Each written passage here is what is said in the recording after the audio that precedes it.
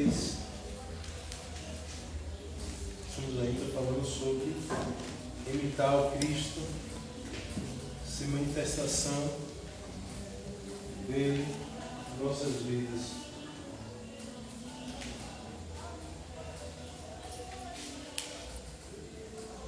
Amém. Colossenses 3, versículo 1.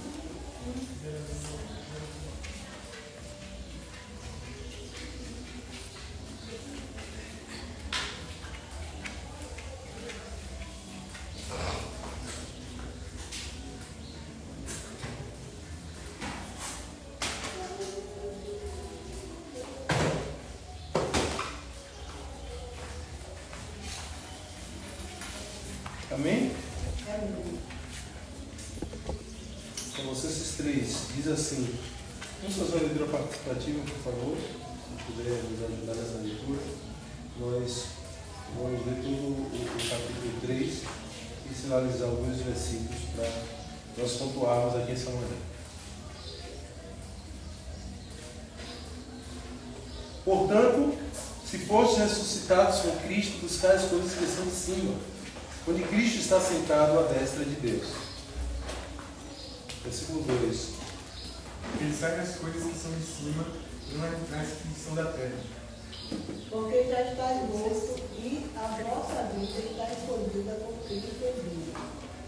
Quando Cristo, que é a vossa vida, se manifestar, então também vocês se manifestarão. Vós vos manifestarei com Ele em glória. Assim, façam morrer tudo o que pertence à natureza terrena de vocês: imoralidade sexual, impureza, paixão, desejos maus e a ganância, que é a idolatria.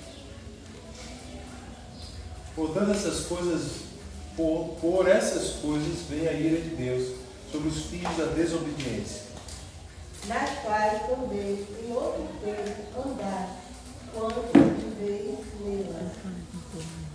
Mas agora abandonem todas essas coisas: ira, indignação, maldade, maledicência, linguagem indecente no falar. não mintais uns aos outros, pois já vos despistes do velho homem com os seus feitos. E vos vestistes de novo, do novo, que se inova para o conhecimento, segundo a imagem daquele que criou. Aqui não há grego nem judeu, circuncisão nem incircuncisão, bárbaro, cita, servo, livre, mas Cristo é tudo em todos.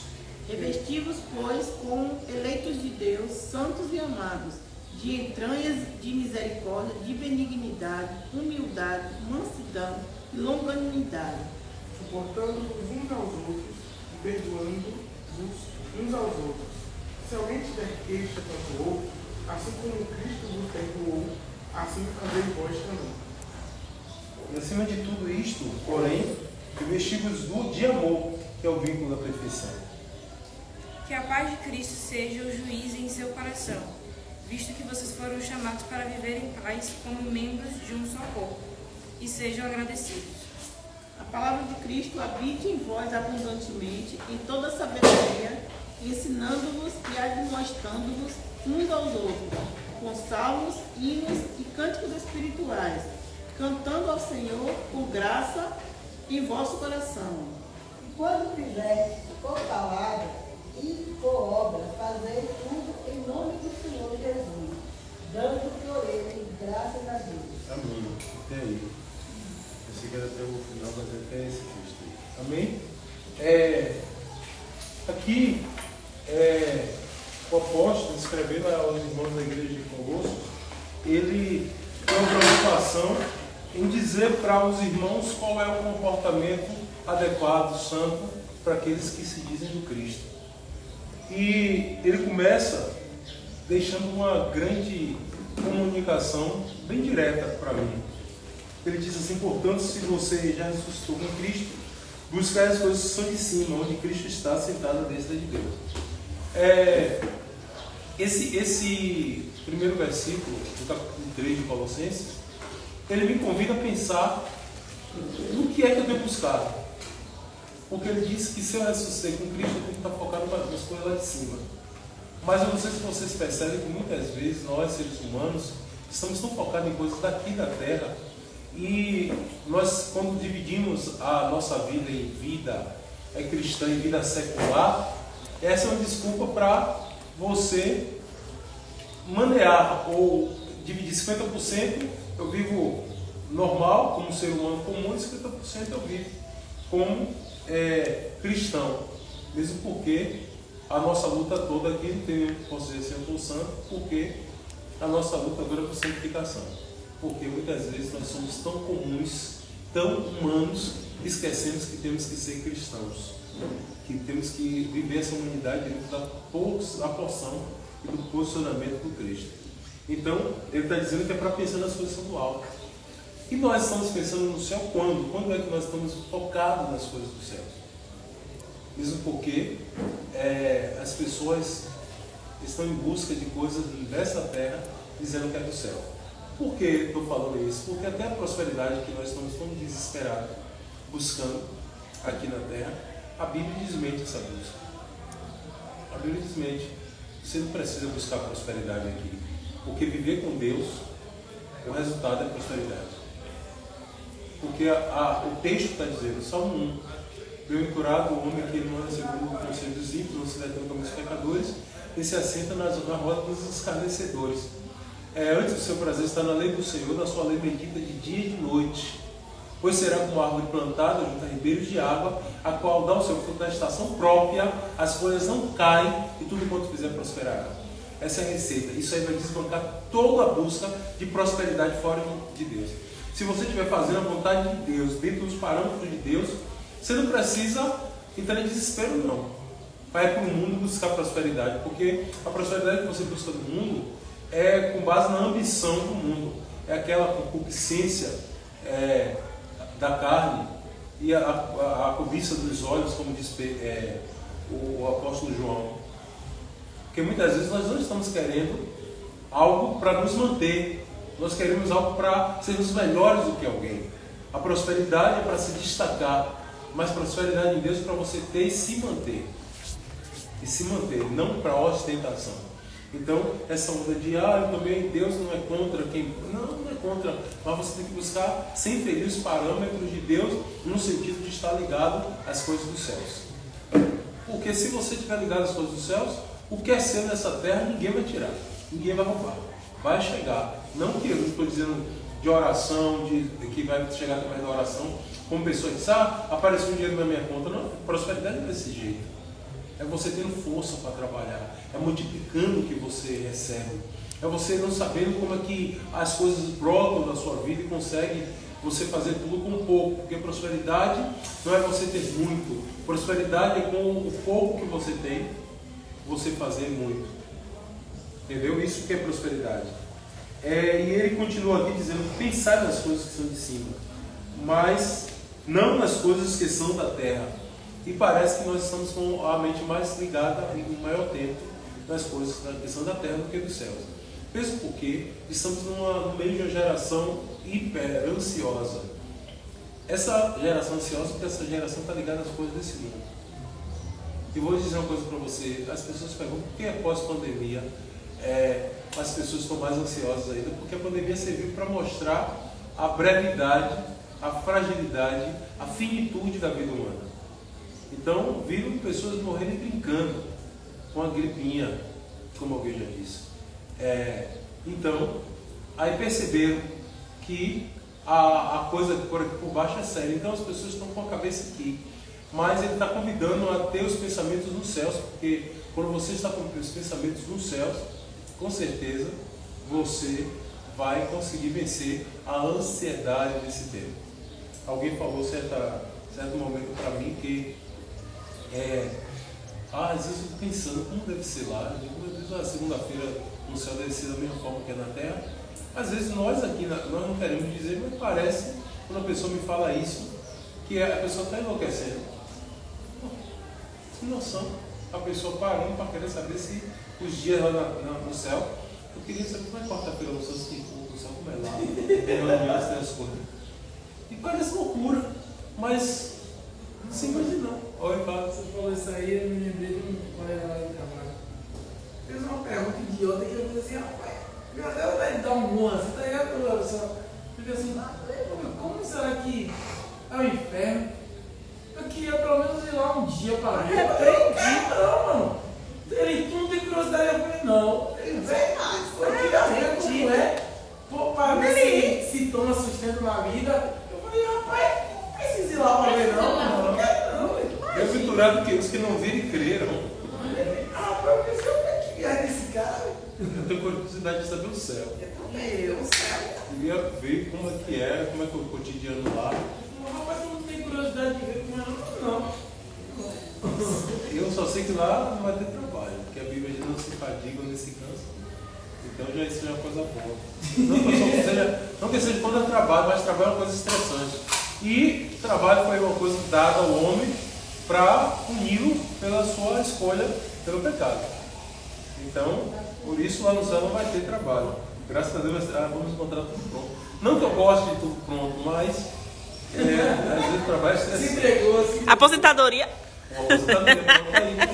Depois de cansaço aqui, a gente vai para lá. Aí ele diz assim, por que você tem que pensar nas coisas do alto? Por que você tem que ter o seu pensamento no céu? Porque, o versículo 13, você já morreu e a sua vida está escondida em Cristo, com Cristo em Deus. Coisa mais bonita. Nós já morremos e a nossa vida está... Você percebe que tem um desencontro nessa frase? Morreu, acabou. Morrer é perder a vida. Morrer é perder a vida, mas ele falou que já morremos. E a nossa vida está em Cristo, escondida em Deus. Então, se você for analisar esse texto, ele está mais uma vez declarando aquilo que você pode declarar. Que aqui nessa terra as pessoas não morrem, só quebra relacionamento com esse ambiente, mas está vivo em algum lugar. E que a vida não é essa morte, essa quebra de relacionamento que acaba com a vida ela continua em algum lugar. Porque a vida é esse ser, se respirar. Essa pessoa que está falando aqui, algo que me movimenta, isso é a vida. E essa minha vida está escondida com Cristo em Deus. E aí ele está criando essa frase maravilhosa. Pois morrestes e a vossa vida está oculta com Cristo em Deus. E o 4 diz que quando Cristo, que é a vossa vida... Você entendeu agora porque a nossa vida está oculta, está escondida em Deus? Porque nele estava a vida, e a vida era a luz dos homens. Nele estava a vida e a vida era a luz dos homens. Jesus, ele é a vida, a nossa vida. Por isso a gente já morremos e nós estamos escondidos como vida em Cristo. Esse ato de Santa Ceia é um ato simbólico de manutenção da vida que nós temos em Deus. E quando Cristo, que é a vossa vida, se manifestar, então também vós vos manifestarei com Ele em glória. Se nós morrermos com Ele, estamos nessa disposição de morte em Cristo, que Ele morreu, ressuscitou, mas agora só esperamos o próximo momento, que é o momento de sermos glorificados com Ele. E por isso que a Bíblia está dizendo que quando Jesus voltar, Ele vai levantar os mortos que morreram nele, morreram acreditando na esperança do porvir, vão ressuscitar com Ele. Porque se morreram crendo nele, quando Ele ressurgir, levantar gloriosamente, nós vamos levantar com Ele. Então, se você está no processo com Cristo, não se preocupe. Você vai viver aqui nessa terra dentro desse processo. Porque muitos de nós estamos em busca de tantas coisas, gente, aqui nessa terra, e não sabendo que o que nós precisamos é consequência da nossa vida em Deus. Se você estiver bem, vivendo em Deus, sendo justo, pagando os seus impostos, quando eu falo pagando impostos, cumprindo o seu papel aqui nessa terra como cidadão, sem roubar, sem furtar nada de ninguém, sem tirar o direito de ninguém, pode ter certeza que a pessoa mais justa para isso não é o presidente da sua república, é o Deus que você serve. Ele vai lhe dar a boa medida, recalcada, sacudida e transbordante, porque Ele abençoa os que lhe são justos. E Ele até diz que os que têm sede e fome de justiça serão fartos. E versículo 5 ele diz: fazer morrer a vossa natureza terrena. É uma prática diária. É uma prática que é difícil, porque tem gente que finge que não tem uma natureza terrena, aquilo que nossos pais chamavam de natureza ruim. A natureza ruim. Tem gente que finge não ter essa natureza, mas ela existe, está dentro de cada um de nós. E a recomendação do apóstolo Paulo, que escreveu aos irmãos da igreja de Colossos, faça morrer essa natureza. Como é que você vai fazer morrer essa natureza? Apunhalando ela todo o tempo, como Paulo diz. E como é que você vai apunhalar? Quando você estiver no auge da manifestação da sua natureza ruim, o auge diz não. Só porque você quer, eu vou ser totalmente diferente. Toda vez que eu estiver consciente, porque toda vez que estiveres em vós, tem de paz com todos os homens. Ele está dizendo, quando você estiver pensando, quando você estiver desenvolvendo consciência, tem de paz com todos os homens. E fazer morrer a sua natureza é justamente isso. Não dá lugar à ira, não dá lugar às suas vontades, porque muitas vezes temos algumas vontades que estamos dando lugar, e quanto mais você dá lugar, mais forte essa natureza ruim, essa velha natureza, ela vai ser. Toda vez que a natureza quiser alguma coisa que você der, você vai alimentar ela, vitamina D, E, C, todo tipo de A a Z. Toda vez que você faz a vontade da sua natureza, eu lembro que o pastor Evaldo me falava sempre, quando começou no Evangelho, ele falava, eu falava assim com ele que era uma dificuldade para sair, para vir para o culto, principalmente dia de domingo, que 5 horas da tarde acontecia tudo.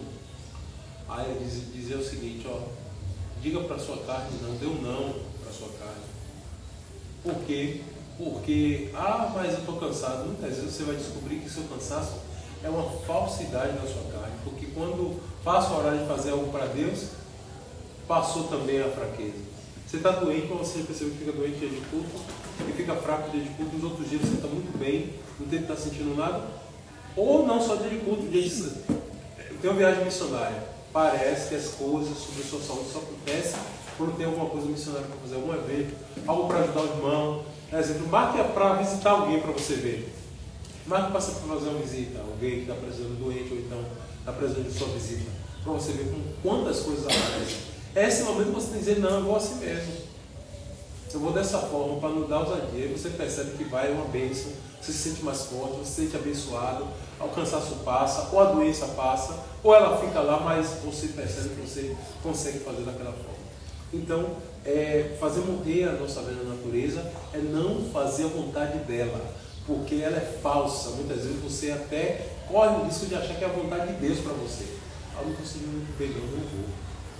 Aí sabe qual é a prova dos 9? É quando você não está sentindo bem para fazer uma coisa, e aí você não faz. Depois que passa a hora de fazer, você percebe que você ficou ótimo. Então, por vontade de Deus, não. Se você não estava bem, realmente você vai permanecer bem. Você não vai, mas principalmente se depois pairar aquele arrependimentozinho, ou eu devia ir. Aí você percebe que você não é enganado pela sua velha natureza. Eu devia fazer, fui enganado pela sua velha natureza. Eu não posso. Tem pessoas que falam assim, eu não vou ajudar, alguém está precisando R$2 para ajudar uma pessoa a comprar uma cadeira em rodada, Deus sabe que eu não posso. Aí você no outro dia gasta R$10 com coisa supérflua. Aí você percebe, se tiver em si, que foi a sua natureza que te enganou. Então, essa é a forma de você deixar morrer. Porque aqui ele está dizendo fazer, outros textos, deixar morrer, mas fazer morrer. Tem que ter uma ação sua. Você tem que ter uma ação para essa velha natureza morrer, que é a natureza terrena. E aqui ele cita alguns adjetivos que são práticas dessa velha natureza. A prostituição é uma delas que ele cita aqui em primeiro lugar. A impureza, a paixão desordenada ou vil, o desejo, a paixão, o vil desejo, que é desejo desordenado, a avareza, que é idolatria, e aqui, prostituição. O que é prostituição, gente? Nós precisamos ter um cuidado, porque aqui, nesse caso aqui, ele está falando sobre as questões da sexualidade humana. Prostituição. Quando a prostituição, um dos digamos assim, um dos princípios da prostituição é você vender algo que era para dar em amor. O amor, você recebe de graça. não se compra, não se paga. Toda vez que em troca de alguma coisa, é porque isso é prostituição. Quando você vai para o mundo e por causa do prazer que o mundo te dá, você serve a ele, é chamado de prostituição. Isso porque Deus não pede nada. Pede para que você veja, você tem prazer por ele ser Deus na sua vida. E se você começar a ter prazer em Deus cada vez que você lhe dá por causa do que ele te dá, aí tem que ter muito cuidado. Porque você está querendo prostituir aquilo que são as bênçãos de Deus. E por isso muitas pessoas se acabam porque acham que está perto de Deus para receber, para Deus dar alguma coisa. Você tem que aproximar-se dele, crendo que ele existe e chega lá do seu gosto. Mas não é por causa das bênçãos, é por causa de quem ele é. Aproxime-se de Deus por causa de quem ele é. O prazer de ser amigo de Deus. Prazer de ser de Deus. Esse tem que ser o motivo de nós nos aproximarmos dele.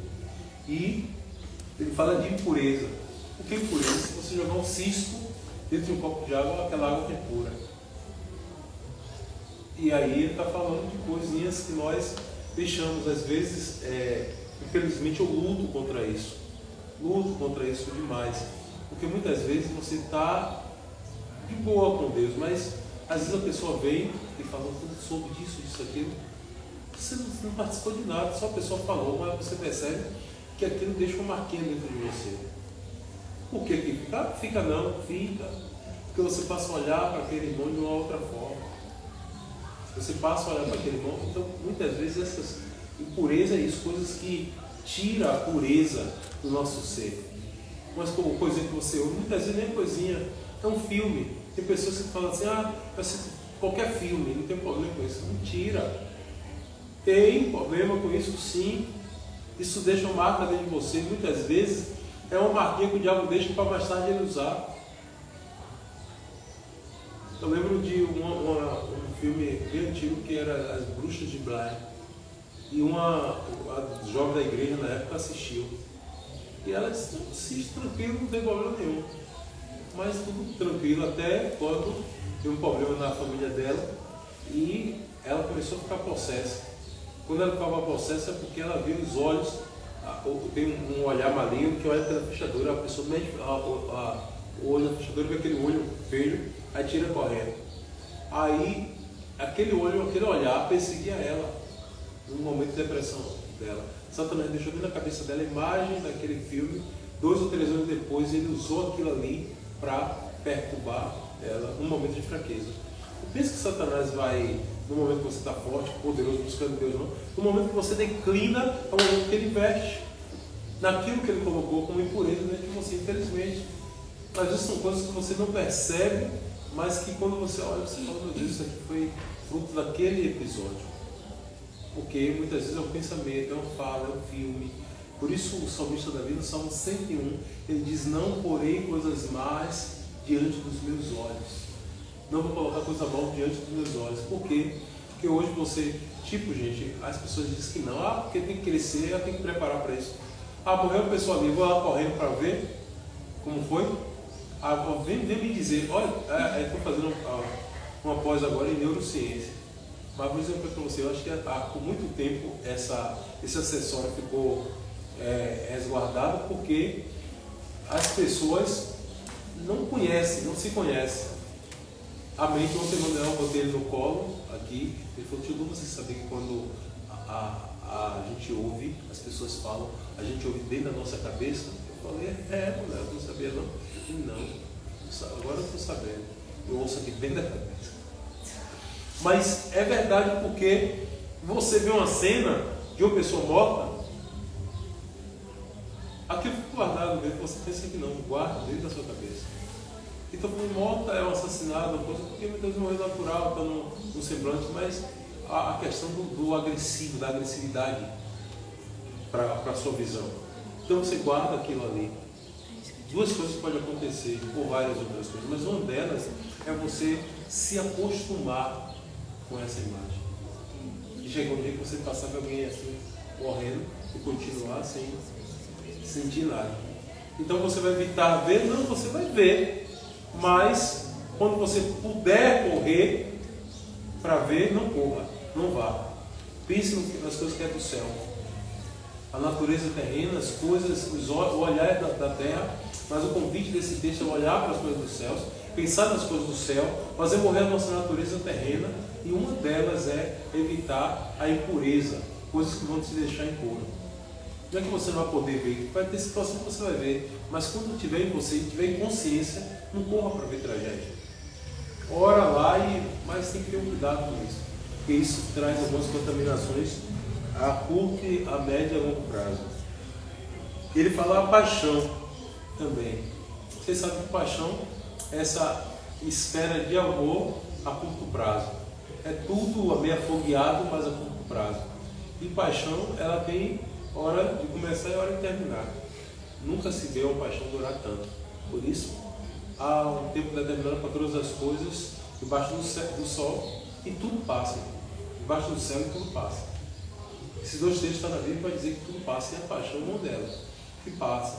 Mas quando ela passar, ela tem, quando se trata dos nossos relacionamentos, ela tem que migrar para um relacionamento mais forte, mais adulto, que é o amor. Infelizmente, muitas pessoas, quando a paixão acaba tudo, porque não fundamentou-se em amor. Então, os princípios do amor é diferente dos princípios da paixão. Ele está falando aqui de paixão, desse desespero, de largar tudo por algo e nunca consegue largar tudo por Jesus.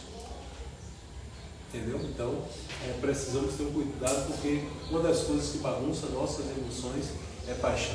A paixão, quando dizem que é cega, não é que ela seja cega, é que ela consegue, quando você vai baixar um aplicativo, não sei se você já percebeu, ele pergunta se você quer que esse aplicativo se sobreponha aos demais aplicativos. Ele pergunta, eu estava percebendo isso, que agora estou dando para estudar, tintim por tintim, nunca aceito nada sem. Aí, que antes eu li e concordo, já foi. Sem ler, sem concordar. Até isso é falso. Se não lê ou não concorda, é mentira, você está mentindo. Então depois você, até as consequências, leia. Aí o seguinte, ele está dizendo para sobrepor. A paixão é a mesma coisa. Quando ela chega, ela se sobrepõe a outros sentimentos. Muitas vezes a mãe esquece do filho por causa de uma paixão. Tem pessoas que esquecem de Deus por causa de uma paixão. E às vezes só volta a lembrar quando a paixão está errada. Ou então quando acaba. Por isso tem gente que é de temporada, passa 6 meses na igreja, bora fazer isso, depois esfria, porque vive de paixão. Por isso que eu lembro que quando o Diante do Trono lançou o CD Quero Me Apaixonar, ele tinha uma canção que dizia Quero Me Apaixonar por Ti Outra Vez. E alguns críticos falaram sobre a questão da paixão. Eu entendo que o que ele está falando é voltar ao primeiro amor, a canção. Porque nós precisamos ter cuidado para não sermos radicais. Mas o termo usado estava dizendo de algo passageiro. Se você quer me apaixonar outra vez, porque já apaixonou uma vez e desapaixonou. Então você já percebeu que isso não dá certo. Ficar apaixonando, desapaixonando e acabando. Agora é hora de amar. Amar é uma coisa que a Bíblia diz que dura para sempre. O amor dura para sempre. Quando é amor, dura para sempre. Então, quando é paixão, passa. Então ele está pedindo para termos cuidado com essa questão de paixão. E o vil desejo, que é o desejo desenfreado. Esse desejo vil, maligno, sabe? Porque infelizmente as pessoas dizem, porque não controlei, falei, xinguei, fiz isso, fiz aquilo. Não, isso é descontrole, é descontrole. E a Bíblia está pedindo para termos cuidado em todas as áreas, na área sexual, na área financeira, ter cuidado com o desejo vil. Porque tem desejo que não é um desejo, você pensa que é do seu corpo, que é da sua alma, mas não é do inferno. Não é do inferno. Aquilo que fala o texto de João que nós vemos fala sobre cobiça e outros casos falam sobre inveja.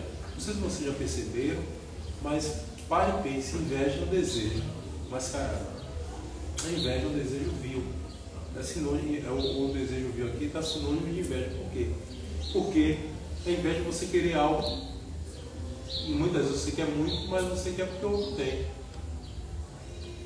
Inveja nem sempre é você querer destruir o outro porque o outro tem, não. Muitas vezes a inveja é caracterizada só por querer ter, só porque o outro tem. Talvez você nem precise. Eu já vi casos, irmão, eu observei casos de pessoas que, por causa da propaganda que a mulher fazia do esposo, a pessoa botou na cabeça que queria, e enquanto não se relacionou com o esposo da outra, não sossegou, mas depois deixou de mão, porque descobriu que não era o desejo dela, ela só queria porque ou a outra despertou essa inveja dentro de si. Então o desejo vil não é um desejo seu, é um desejo maligno, mas que quando chega a você parece que é algo seu, do seu coração, mas não é algo do seu coração, é maligno, é desordenado. Tem pessoas que falam, não consigo. Todo vício é um desejo vil, provoca o desejo vil. Porque você já percebeu que a pessoa é viciada em café, na cocaína, viciada nisso, naquilo, seja lá o que for o vício, mas você já percebeu que se essa pessoa consumisse uma quantidade adequada para se é possível falar isso no consumo humano, que ela não viciaria ou passaria de boa, ela continuaria a sua vida. Mas quando a pessoa começa, a pessoa não se conforma com uma porção, agora é 2, 3, 4, 5. Você percebe que, infelizmente, tem pessoas que estão se destruindo. Quanto mais fazem, mais eles querem. Esse é o desejo, desordenado esse desejo, que é destrutivo. E ele manda termos cuidado com isso. Até a questão das pessoas com ciúme, porque em alguns lugares as pessoas me perguntam, é errado, é certo ter ciúme? Isso, rapaz, é sob o controle. Cadê foi ontem? Antônio perguntou na qual da igreja. É pecado ter ciúmes? Depende. Querido, depende, se é porque a Bíblia diz que até o Espírito Santo tem ciúme. Então, se fosse pecado, não era pecado ele ter ciúme também. Depende. Se for realmente ciúme. O que acontece é que a maioria das vezes não é ciúme que sentimos. E dizemos que é ciúme. Muitas vezes é um misto de insegurança com desrespeito. Muitas vezes é uma mistura de tantas sensações e sentimentos. E, infelizmente, a maioria das vezes, o ciumento, eu não quero ser pejorativo, mas eu sou meio que inseguro com o ciumento. Porque eu falo sempre, você preservar o outro, ciumento não. O ciumento tem um problema, não é mentira. Eu tenho medo daquela pessoa que tem um comportamento que diz que aquilo é ciúme, de desrespeito com misto de insegurança. Todo inseguro, por que a pessoa é insegura? Você perguntou. Toda insegurança tem um motivo, tem um porquê. Ou aquela pessoa já lhe causou alguma coisa, ou você é capaz de fazer a mesma coisa que você tem medo que lhe faça. Isso não é ciúmes, porque ciúmes é preservação. Eu não quero que você dê a minha parte para outra pessoa, isso é ciúmes. Eu estou incomodado porque eu não quero que aquilo que é meu em você esteja com outra pessoa, só isso. Isso é ciúmes. O que passar daí é outra coisa, que tem que dar outros nomes. Então muitas vezes é desordenado até o ciúme. As pessoas, eu já tive lugares de pastores que quando vai conversar com alguém, a mulher freia em cima. É o que? Foi o que mesmo? É o que? Não tem confiança nele ou não tem confiança nela? É feio isso. Deseducado e maligno. Ninguém vai me dizer que isso é amor, não. Isso não é amor. Você desrespeita, você desconcentra o outro. Você desrespeita o outro.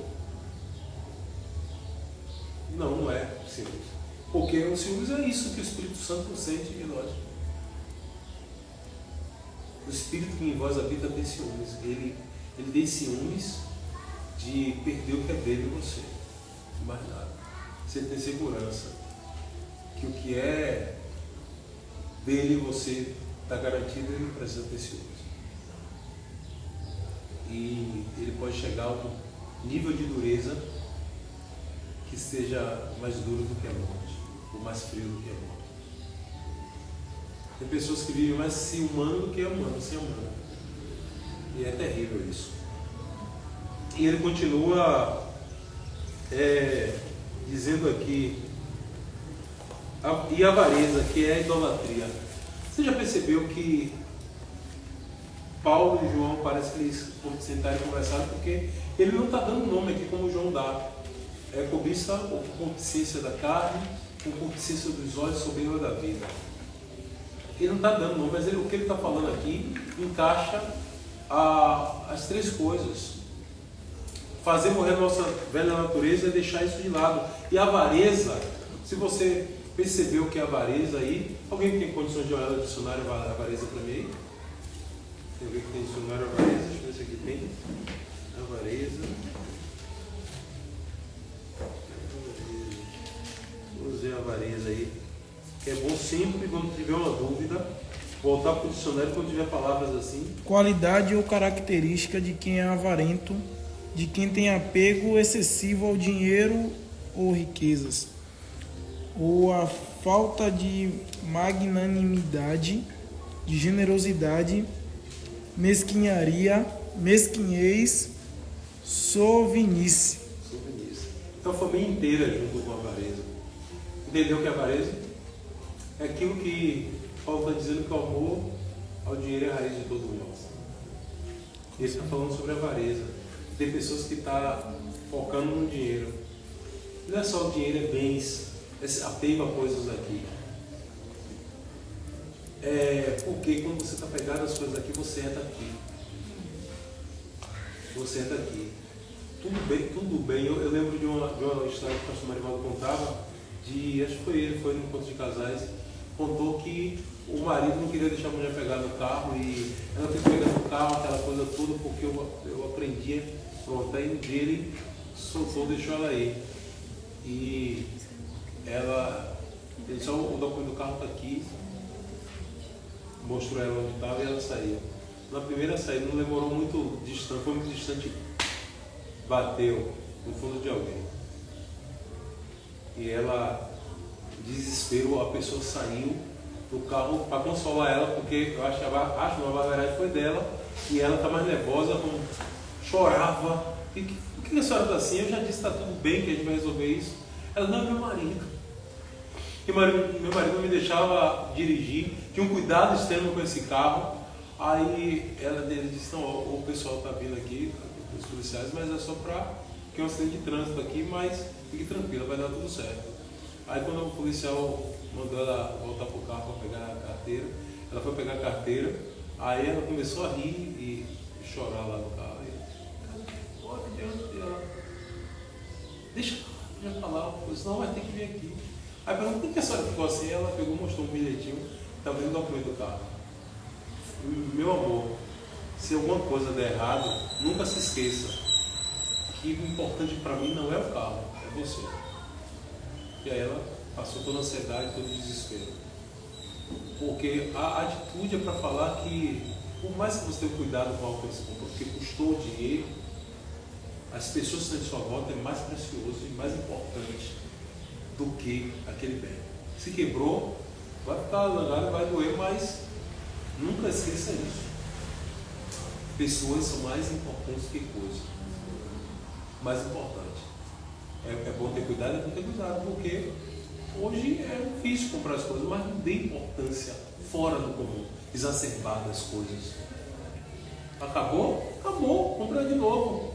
O primeiro que você tem de posse é a confiança em Deus, que Ele vai te suprir até o último dia.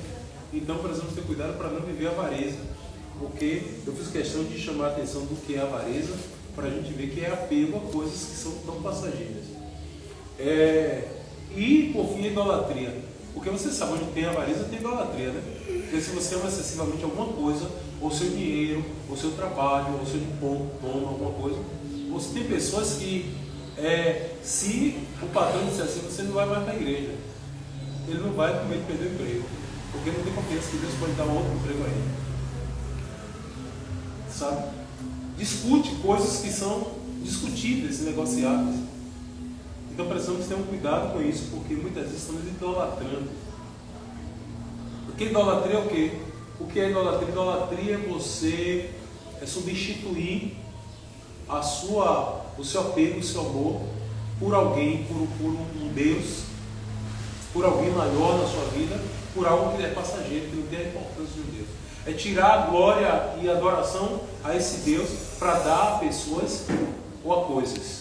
Tratar coisas e pessoas como Deus, isso é idolatria.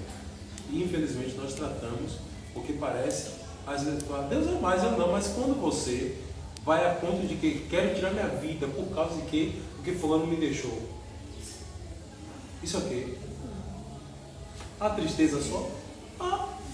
Não, cuidado, porque muitas vezes é idolatria. Idolatra, porque eu não posso, todo dia a gente fala, porque você vê muitos crentes dizendo, eu só não posso viver sem Jesus, mas é mentira. Às vezes quando vive sem fulano, sem isso, sem aquilo, você quer despencar sua vida ladeira abaixo. Muitas vezes quando paramos de viver, deixamos que a tristeza nos controle, muitas vezes é fruto de uma idolatria, porque se você tivesse firmado em Deus, a única pessoa que te abandonar, que você entrar em desespero e querer morrer era Deus. Mas nada. Então, a idolatria, muitas vezes a gente está acusando o católico porque está venerando imagens, mas tem idolatria que fazemos que é pior, ou talvez às vezes as coisas que ele faz lá nem chega a ser idolatria. Por que não chega a ser idolatria? Porque muitas vezes é aquilo que está dentro da ideia de veneração. Nem todo católico vai tirar a glória de Deus e colocar uma imagem. Eles podem ter como veneração. Pode acontecer como veneração. Entendeu? Pode acontecer. Não estou dizendo, desfazendo nada, nenhum princípio aqui. Mas estou dizendo uma coisa para você. Mas tem pessoas que endeusam coisas. Agora, quer ver questões políticas aí?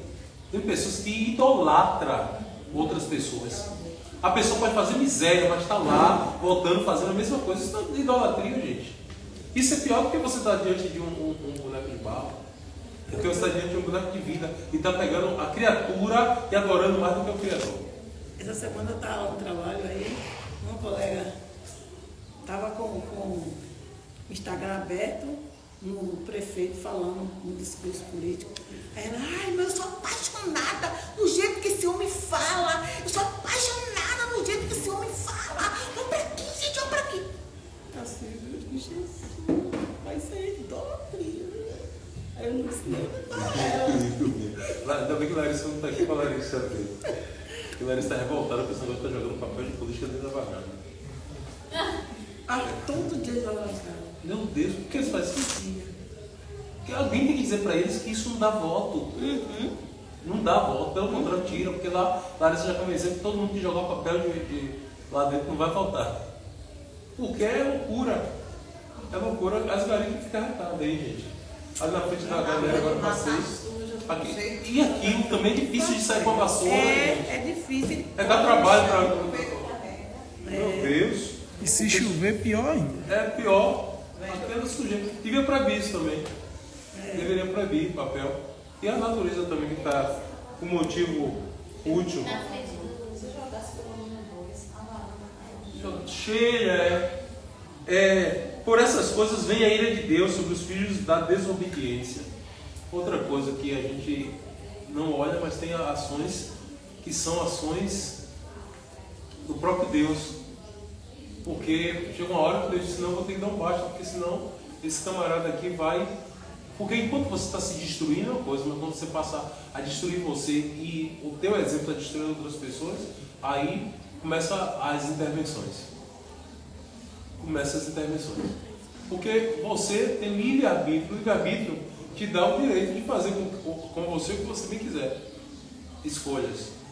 Mas quando você arrasta outra pessoa para a sua escolha, aí você mexe com Deus e com a ira dele.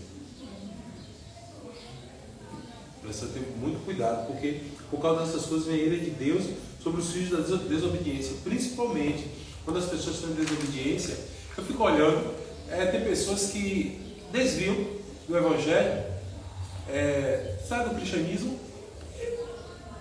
não é obrigado a nada, né? Mas você vê que a maioria começa a falar, porque aconteceu isso na igreja, e muitas coisas na igreja que aconteceu foi ele que provocou também. Mas não fala o lado dele, só fala o lado de quem ficou, começa a criticar isso, criticar aquilo, e tudo que acha errado na internet, posta, passa para o outro, ali para justificar o seu erro e a sua falta de posição, a sua mal escolha de estar fora do Cristo. E tem pessoas que ainda vão atrás. Toda vez que alguém está desviado, está desviando, critica, eu combato. Eu disse, não, Deus é minha paixão. A igreja pode não ser essas Coca-Cola toda, mas eu amo Jesus e Jesus está na igreja. E Ele ama a igreja. Quando você está amando alguém, você descobre que tudo que essa pessoa ama, você tem que passar a amar também. E a igreja pode não ser essa perfeição toda, mas é a noiva de Jesus e é quem ele ama, e eu vou amar a igreja por isso. E acabou. E acabou. Papo encerrado, como diria meu pai. E papo encerrado. Acabou. Não tem mais papo depois disso. Nelas também em outro tempo andastes quando a vossa vida era dominada por elas. Então ela está dizendo que todas essas formas, esses adjetivos da velha natureza ou da natureza terrena, antes nós tínhamos. E infelizmente muitos de nós ainda temos alguns resquícios ou algum teor dessa velha natureza que precisamos cada dia fazer morrer. Porque estamos dentro do processo. Ninguém chegou a lugar nenhum, estamos dentro do processo de fazer morrer a nossa velha natureza. Porque infelizmente, eu estava analisando uma portilha, eu acho que o Thiago me deu, mas eu não tinha a portilha dessa forma. Lembra da janela de Johari? Eu estava pegando ela recentemente para ir trabalhar com alguns acolhidos e eu estava analisando a complexidade dessa natureza humana. Por quê? Porque esses dois psicanalistas, ou psiquiatras, não me lembro bem, eles descobriram que o ser humano, ele é visto, a sua personalidade é vista como de uma janela de 4 vidros.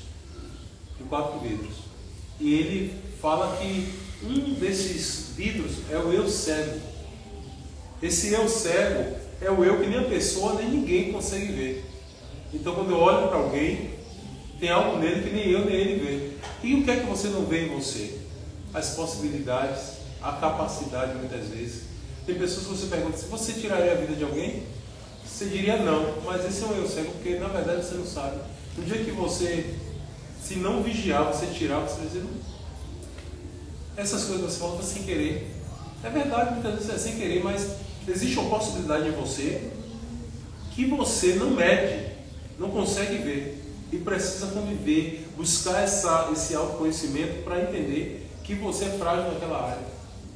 Mas só que tem pessoas que não olham para si. E tem o eu cego e tem o eu desconhecido.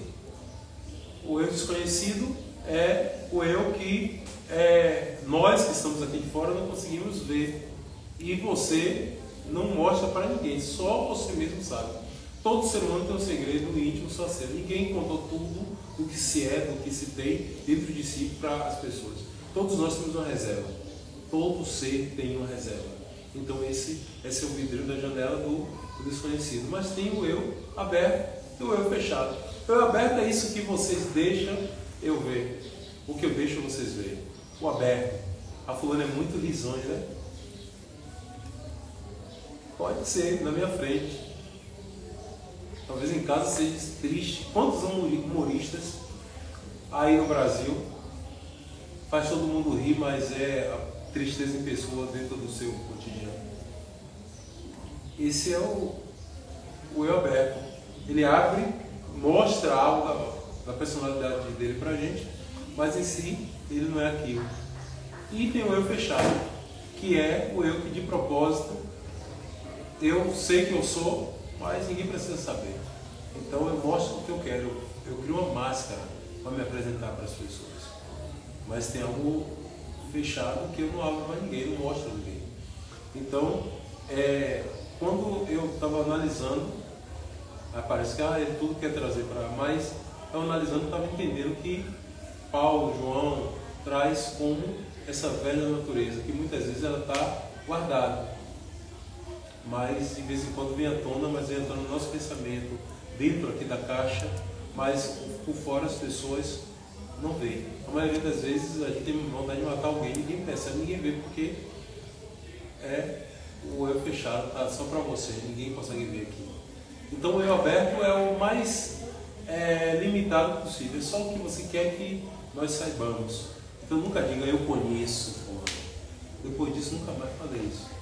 Eu conheço fulano, porque eu descobri que ninguém conhece ninguém a não ser quem criou alguém.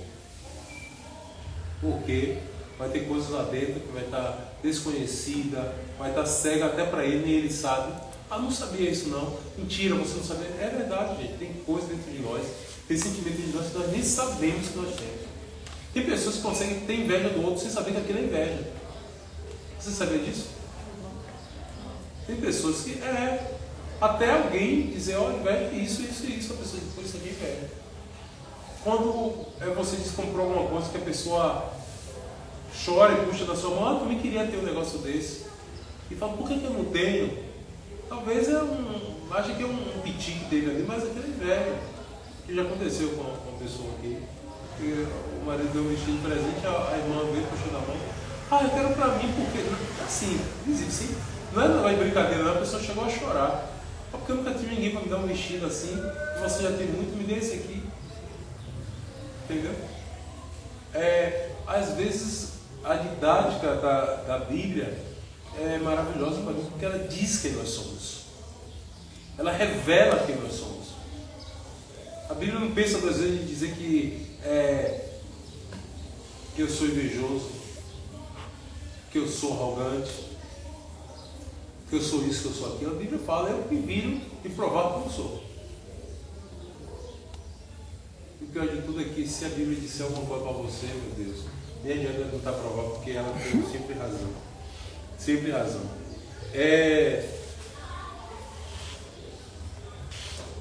Agora, porém, abandonai também todas essas coisas, a ira, a cólera, a malícia, a maledicência, as palavras torpes da vossa boca.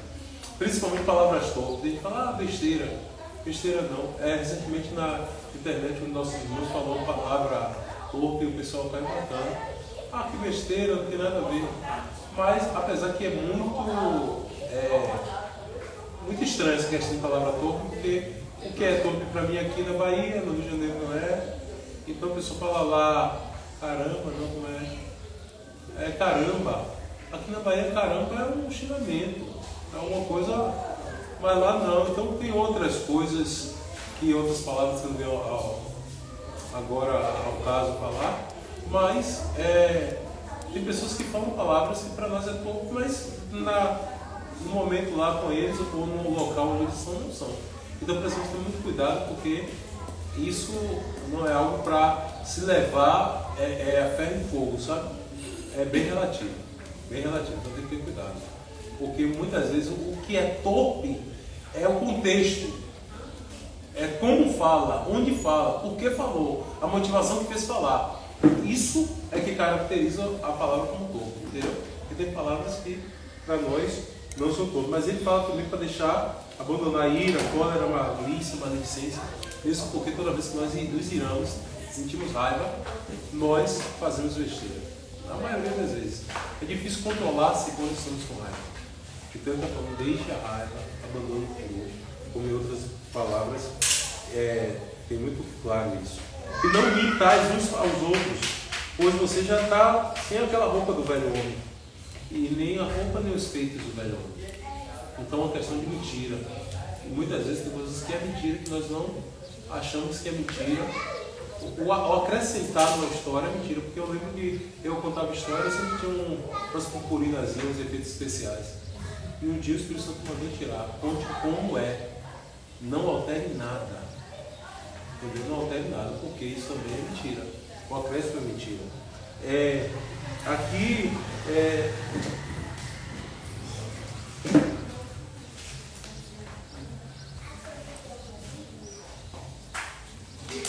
Aqui não há grego nem judeu, circuncisão nem incircuncisão, bárbaro, cita, servo ou livre, mas Cristo é tudo em todos. E ele está deixando bem claro aqui, não estou falando para a classe de pessoas, nem o seu comportamento, estou falando para os que são em Cristo, porque Cristo é tudo em todos. Então aqui ele está dizendo, eu estou inserindo Cristo em vós.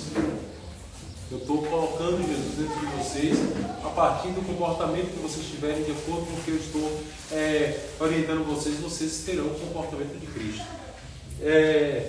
E ele continua aqui, portanto, como eleitos de Deus, santos e amados, revestivos de compaixão, de benignidade, de humildade, de mansidão, de longanimidade. Então ele traz aqui uma sequência de adjetivos, que é compaixão, benignidade, humildade, mansidão e longanimidade, pedindo para que nós revestir. O que é revestir? Eu já tenho, mas se revista, vista de novo. Sempre procure voltar uma vestimenta de mansidão, de bondade, de longanimidade. E o que é isso aqui? Nós não vamos poder nos aprofundar tanto, mas compaixão. Compaixão você vê que a Bíblia diz que Jesus moveu de íntima compaixão. A palavra íntima compaixão é essa mistura dessa misericórdia, de sentir a dor do outro, da empatia juntamente com a misericórdia. Mover você. Compaixão é algo que te move, você vê o outro e ser empático com o outro e se colocar no lugar do outro, sentir aquilo que o outro está sentindo. Então, ele está falando sobre a compaixão, a benignidade. Todo mundo sabe que quando a pessoa descobre ter um tumor, vai fazer exame, o médico não quer saber se é bom ou se é ruim, não. Quer saber se é benigno ou maligno. Então, quando ele está dizendo que quer saber se o tumor é benigno ou maligno, ele está querendo saber a raiz do tumor, a proveniência dele. Se a raiz dele é de boa ou ruim. Por quê? Porque Deus não... Quando você fala de Deus, você não fala de bondade. Ele é bondoso, mas ele também é benigno. Benigno porque a essência de Deus é boa. Porque bondade, você pode ser bom agora e amanhã não ser bom.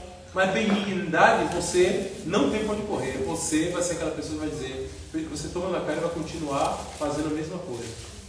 Porque você tem benignidade dentro de você. Não é bondade. Bondade passa, bondade acaba. Benignidade a sua raiz é bondosa. Entendeu? E humildade todo mundo sabe. Não é você pensar menos de si. Não é você pensar menos de si. É você pensar mais nos outros. Você pensar no que pode alterar o comportamento do outro a partir do teu comportamento. Então, isso é humildade. É voltar atrás e ceder.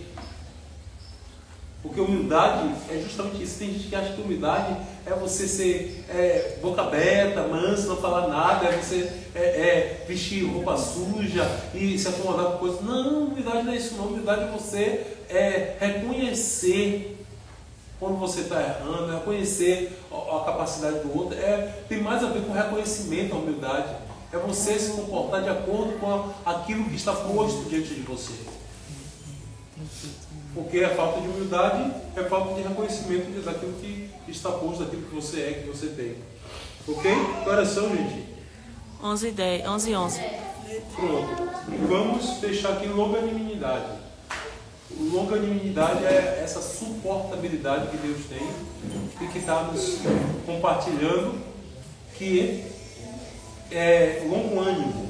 É a capacidade de quando nós desistimos, Deus está apenas começando. Quando nós desistimos de alguém, Deus está dizendo, não, eu comecei a trabalhar com ele agora, porque Deus é longânimo. Deus ele não desiste de abençoar, de fazer o bem. A Bíblia chega a dizer que ele é longânimo em amor. O amor dele não acaba. Ele tem longo ânimo. Ele é assaz benigno. O livro de Salmos diz isso. Então que nós possamos, ainda dentro desse tempo de 2024, refletir e pensar como eu posso ser parecido com Jesus na simplicidade do meu cotidiano, na simplicidade da minha vida. Eu descobri que eu não preciso de grandes coisas para ser parecido com Jesus. Nas mínimas coisas eu posso ser parecido com Jesus. E aqui o texto de Paulo escrevendo à igreja de Colossos fala sobre como manter-nos parecido com Cristo dentro de hábitos do cotidiano. Porque as pessoas pensam que são parecidas com Cristo quando estão louvando, adorando aqui, levantando mãos, fazendo... Não. Ser mais parecido com Cristo quando você está no seu cotidiano, trabalhando, servindo aos outros, do que quando você está aqui na igreja, que é mais um momento de recarregar as baterias espirituais. Então aqui não é lugar de mostrar se você é ou não é. O lugar de mostrar o que você é ou não é no mundo, no cotidiano, no dia a dia de cada um de nós. Amém? Vamos ficar de pé, vamos orar ao Senhor.